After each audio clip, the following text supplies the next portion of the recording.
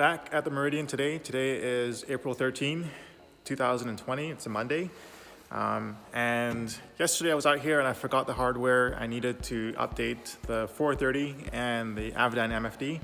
But I've got that hardware here, so I'm gonna go through that process, kind of show what that's like, what we use to update the avionics, and kind of show the process, basically how that's done. So first things first, we've got to get the cards out of the 430s.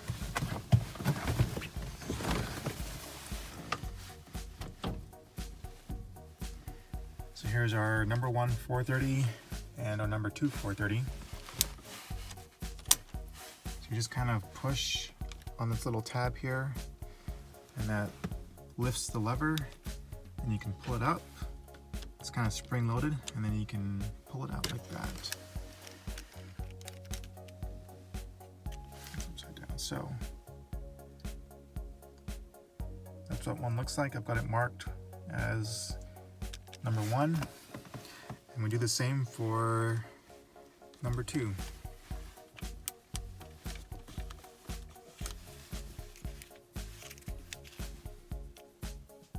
And that's marked as number 2. Now the MFD, you update the MFD via a USB port right here. We have a USB drive that we upload the updated files to, and you stick it in here. So the MFD doesn't have a card that you pull out and update like the 430s do. Okay, so I've got everything we need. So for the Avidyne, see, this is the nav data. It's for the EX5000, which is the Avidyne unit. So we have one of those. This is the dongle we use for updating the cards in the 430. So these just slot in here, and a laptop. So we'll go through that process here. We'll get booted up and show you what that's like. So our databases are managed through Jeppesen, and so we launched the Jeppesen Distribution Manager program. You can see here there's an update for the EX5000 Avidyne, and then for the Garmin GNS 400, 500 series. You can see the effective date, so between March 26 to April 23rd, 2020 for both. Now we only have one MFD in this aircraft, so there's just the one transfer remaining for the MFD, but for the 430s we have 2 transfers, one for each 430. I've already downloaded the files to my computer before coming out to the airport, so all that's left for me to do now is transfer to device. I'll start with the EX5000, the Avidyne unit, so we'll just plug this in.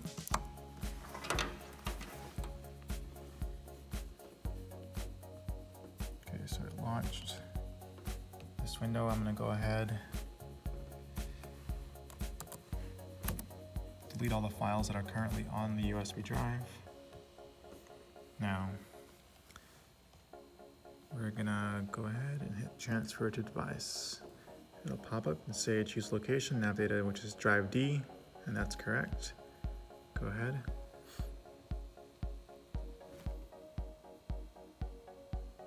Okay, so I've got the card for our 430 number 1 plugged in and ready, so I'll plug that in.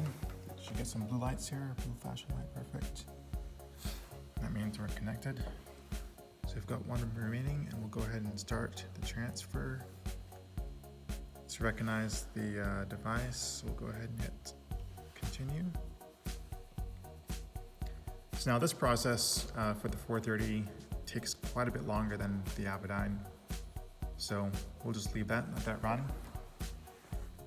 It's good to make sure that your computer does not go to sleep when you're doing this process, because I've had that happen and it's caused some issues. So this does take, I don't know, 5-10 minutes or so per card, so just something to keep in mind.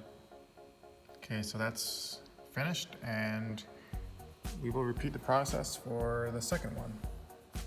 No, I said previously it takes about 5 to 10 minutes to do this. At least that's what it feels like. But we'll take a look here and we'll actually mark it. So close those alerts. Okay, so what we do is hit Control R on the keyboard, and it resets the screen. Hit transfer, continue. So we'll come back and see how long that took. As I just got here about a minute or two after this update transferred, and we're around 3:31 right now, so about 8 minutes. Okay, so we've got updated hardware here.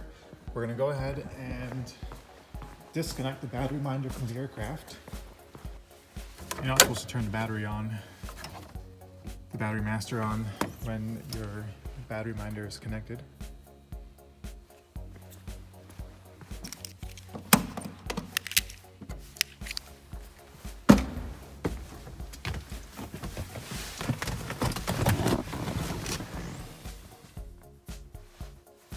So for the 430, you basically just push the card in and it's friction locked. So I put the number 1 card back in the number 1 radio, and I'll put the number 2 card in the number 2 radio. Just like that. Push it in. Now, to update the MFD, you have to power on the MFD. So before we do that, we plug in the USB stick. Okay, so that goes in there.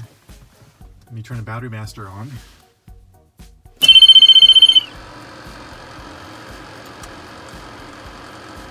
Now the Avidyne MFD in this aircraft takes a little while to boot up. So we'll just wait for that.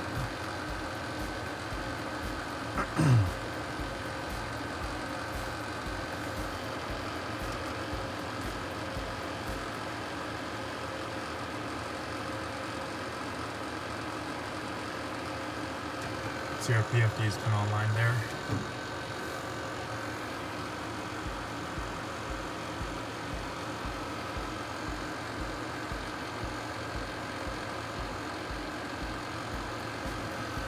Okay, so the data loader initiates, ready to begin system update, and you've got a proceed button and a cancel button.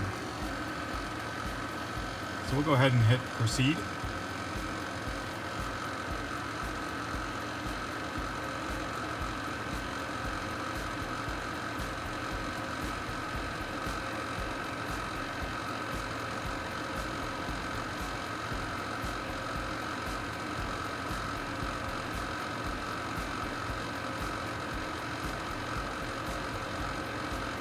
So it's going through its process.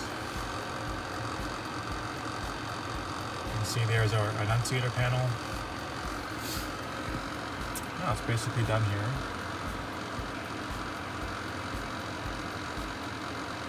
Do not remove system power. Definitely not. Okay, and then it should reboot. So at this point, I can go ahead and remove my USB stick. Cover back in.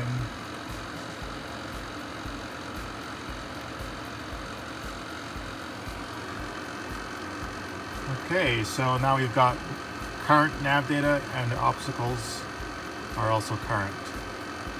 Okay, so we can also go to the aux page after a boot up and verify. So we know we're expired for navigation. The charts on this are expired. That's fine. But the nav data and the obstacles are up to date. So now we can go ahead and we just hit the battery switch.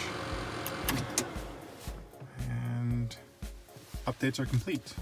So I hope you guys enjoyed this short video updating the avionics. I'm gonna go ahead here and plug back in the battery minder.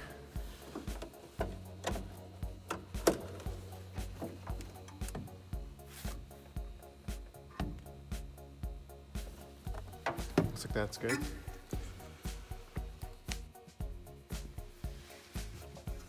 Go ahead and close this. leave it like that. I'm trying to put this in the charger. But yeah, that's a short video. See if I can get the camera turned around here. If you guys like to see that stuff, if you'd like to see that more often, just let me know. Maybe we can do some more stuff like that.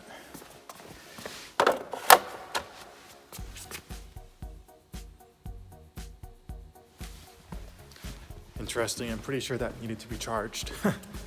It's saying it's already fully charged, but I'll leave it on the charger.